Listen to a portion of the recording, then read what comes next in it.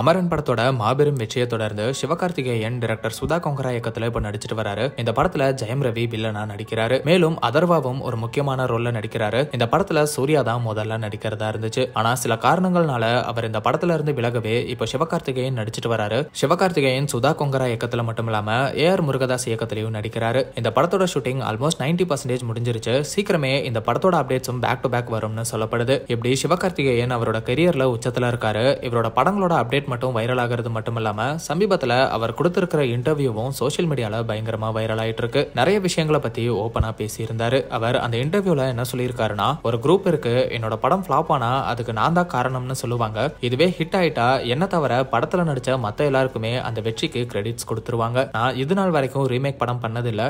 நான் சூஸ் பண்ற படம் எல்லாமே நானே ஒரு டிசிஷன் எடுத்து ஓகே பண்றது தான். அந்த படம் ஃபிளாப் ஆனாலும் நான் தான் காரணம், அதே மாதிரி ஹிட் ஆனாலும் நான் தான் காரணம். ஒரு 3 வருஷத்துக்கு முன்னாடி சினிமாவே போதும், நடிக்கிறத விட்டுறலாம்னு சொல்லியிருந்தேன். அப்படி சொல்றதுக்கு அந்த சமயத்துல எனக்கு இருந்த பிரஷர் தான் காரணம். அந்த பிரஷரால என்னோட ஃபேமிலியில உள்ளவங்க எல்லாருமே பாதிக்கப்பட்டாங்க. சரி சினிமாலாம் வேணாம், ஃபேமிலியை பார்த்துப்போன்னு நினைச்சேன். அப்போ என்னோட மனைவி ஆர்த்தி தான், ஏன் இப்படி எல்லாம் பேசுறீங்க, அஜித் சார் விக்ரம் சாருக்கு அப்புறம் ஒரு அவுட் சைடர் சினிமால இவ்வளவு தூரம் வந்தது நீங்க தான். கிட்டத்தட்ட 20 வருஷத்துக்கு அப்புறம் இப்படி ஒண்ணு நடந்திருக்கு, இதை விட்டு போகணும்னு நினைக்காதீங்க.